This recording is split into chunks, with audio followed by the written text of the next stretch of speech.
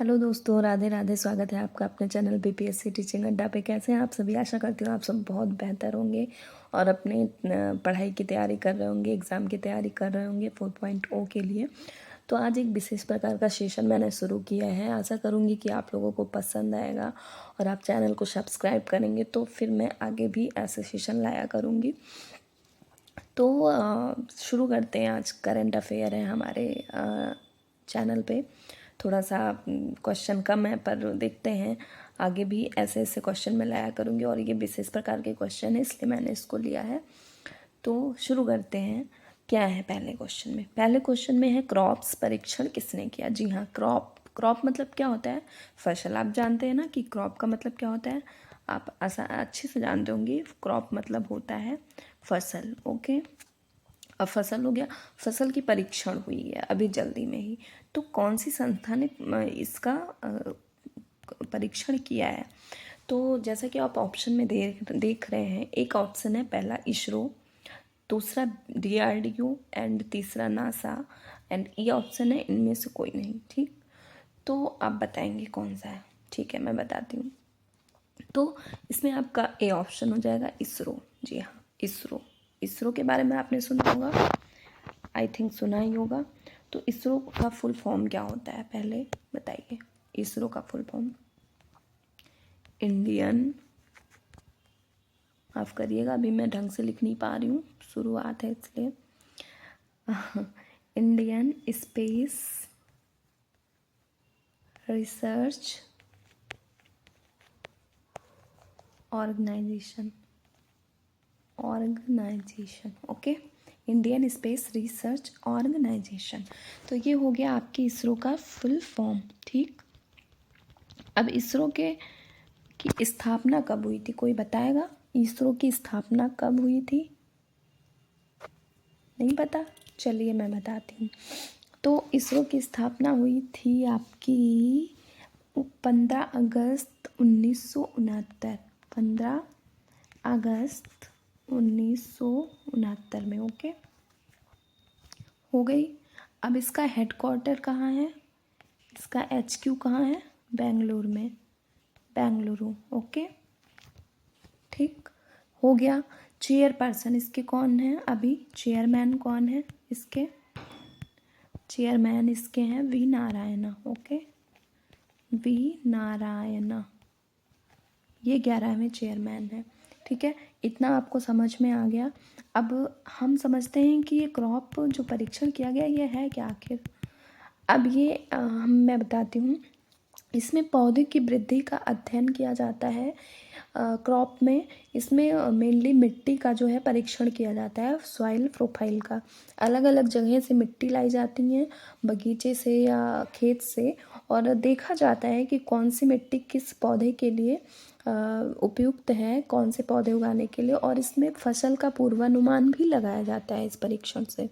Okay, तो ये बहुत ही इम्पॉर्टेंट है। सॉइल में कौन से मिनरल्स की कमी है, क्या प्रॉब्लम है, वो सब सारी चीज़ें पता चलती हैं। ठीक है, तो इसमें पौधे की वृद्धि का अध्ययन किया जाता है मेनली, और मिट्टी में पोषक तत्वों का अध्ययन किया जाता है। ओके, तो आपका पहला क्वेश्चन ये हो गया। तो हम आते हैं आपके नेक्स्ट क्वेश्चन क्या है। तो आप देख रहे हैं स्क्रीन पे हमारा नेक्स्ट क्वेश्चन है, बहुत ही सुंदर लिखा हुआ है। हाल ही में वर्जिन कोकोनट ऑयल को GI टैग मिला है। जी हाँ, वर्जिन कोकोनट ऑयल को GI टैग मिला है। ये किसने दिया है आप बताइए?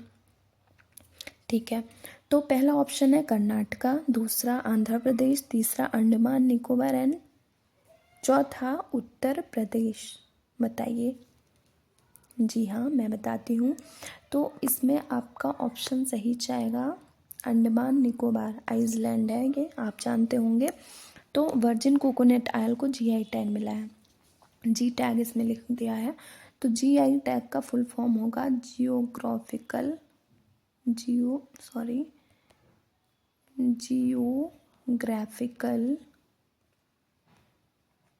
मैनेज कीजिएगा राइटिंग थोड़ा, इंडिकेशन।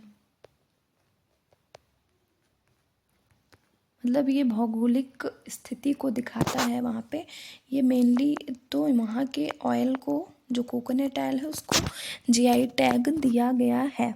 ठीक है, तो ये जीआई टैग कब दिया गया है? अभी 19 जनवरी की बात है। मन की बात जो प्रधानमंत्री का 118वां रेडियो का एपिसोड आया था, उसमें कुछ राष्ट्रीय मुद्दों को लेकर चर्चा किया जाता है, तो इस चर्चे में ये शामिल था और वहाँ पे वर्जिन कोकोनट ऑयल को जीआई टैग की बात की गई और दी गई। ठीक है, ओके।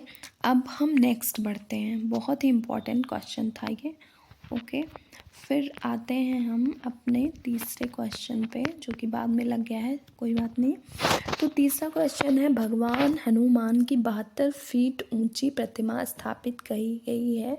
जी हाँ, 72 फीट ऊंची प्रतिमा। तो ये कहाँ पे स्थापित की गई है? भगवान हनुमान जी की 72 फीट ऊंची प्रतिमा कहाँ पर स्थापित की गई है, आप बताएंगे। ठीक, अब ठीक है, अब इतनी ऊंची है तो इसका वज़न भी कुछ ना कुछ होगा। पहले मैं ऑप्शन पढ़ती हूँ। Number A Varanasi, number B Bengaluru, C Maharashtra और डी कलकत्ता। आप बताएंगे। ठीक है, अब 72 फीट ऊंची प्रतिमा है तो इसकी कुछ तो वज़न होंगे प्रतिमा की। क्या? तो इसका जो नियर अबाउट वज़न है वो है 480 टन। जी हाँ, 480 टन। आप बताएंगे। ओके, और ये स्थापित की गई है बेंगलुरु, कर्नाटका। जानते होंगे आप, कर्नाटक की राजधानी होती है। तो इस तरह से यहाँ पे ये स्थापित हुई है। अब इसका बात आता है कौन सी ट्रस्ट ने इसकी स्थापना कराई है। तो जहाँ पे हनुमान जी हैं वहाँ तो श्री राम तो होंगे ही। तो इसको किस स्थापना? श्री राम चैतन्य, चैतन्य बोल रही हूँ मैं, बोलने पे ध्यान दीजिएगा। चैतन्य ट्रस्ट। ओके, श्री राम चैतन्य ट्रस्ट ने इसकी स्थापना करवाई है। ओके, अब हम आगे बढ़ते हैं नेक्स्ट क्वेश्चन के साथ। तो आता है आपका 3 क्वेश्चन हो गए हमारे। चौथे क्वेश्चन में, वर्ल्ड इकोनॉमिक फोरम 2025 में भारत का प्रतिनिधित्व कौन करेंगे? ठीक, वर्ल्ड इकोनॉमिक फोरम शॉर्ट में WEF की 2025 में भारत का प्रतिनिधित्व कौन करेगा? मतलब प्रतिनिधित्व मतलब भारत की तरफ से रिप्रेजेंट कौन करेगा? इकोनॉमिक फोरम को रिप्रेजेंट करना होता है। तो हमारा ए ऑप्शन है Ashwini Vaishnaw, S Jaishankar, C Piyush Goyal and इनमें से कोई नहीं। तो वर्ल्ड इकोनॉमिक फोरम जो है उसको अभी भारत का प्रतिनिधित्व कौन करेंगे? तो ये हमारे अश्वनी वैष्णव हो गए। ठीक है, ये हुआ क्लियर। अब इसका वर्ल्ड इकोनॉमिक फोरम जो है वो 1971 में इसकी स्थापना हुई थी स्विट्ज़रलैंड में। ओके, स्विट्ज़रलैंड में, और इसका HQ है, मतलब कि हेडक्वार्टर जिनेवा। ठीक है, इतना आप जानिए, वेरी इम्पोर्टेंट। और यह विश्व की स्थिति में सुधार करने के लिए प्रतिबद्ध है। ये जो फोरम है ये हमारे जो वर्ल्ड में इसकी स्थिति है, सिचुएशन है, उसमें बेहतर करने के लिए ये प्रतिबद्ध होता है इसको। ठीक है, तो इस तरह ये इसको हम मान लेंगे। फिर हम आते हैं अपने 5वें क्वेश्चन पे। CRPF के नए महानिदेशक नियुक्त किए गए हैं। जी, कौन? बताइए। CRPF के नए महानिदेशक कौन नियुक्त किए गए हैं? ऑप्शन पढ़ते हैं। क्या है? भारत कुलकर्णी, मनीष सिंघल बी हो गया, सी ऑप्शन हो गया हमारा ज्ञानेंद्र प्रताप सिंह, और डी इनमें से कोई नहीं। जी बताइए। भारत कुलकर्णी, मनीष सिंघल, ज्ञानेंद्र प्रताप सिंह, इनमें से कोई नहीं। तो मैं बताती हूँ, आपका इसमें हो जाएगा ज्ञानेंद्र प्रताप सिंह। जी हाँ, ज्ञानेंद्र प्रताप सिंह CRPF के नए महानिदेशक नियुक्त किए गए हैं। तो CRPF क्या होता है? फुल फॉर्म इसका क्या होगा? तो सेंट्रल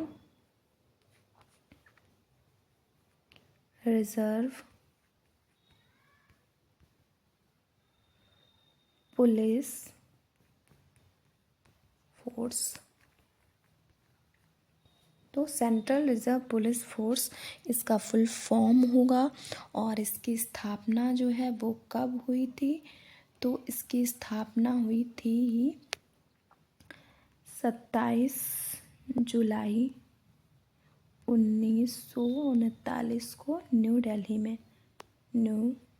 में। ओके, तो इस तरह से ये सारा क्वेश्चन होता है और आप इसको ध्यान से एक बार देखिएगा, फिर बताइएगा, कमेंट करिएगा, चैनल को लाइक शेयर सब्सक्राइब कीजिएगा और फिर जैसा होगा मैं अगला सेशन लेकर आऊँगी। तो आप लोग चैनल को लाइक करें, शेयर एंड सब्सक्राइब करें। इसी के साथ हम इस सेशन को ख़त्म करते हैं। धन्यवाद, थैंक यू।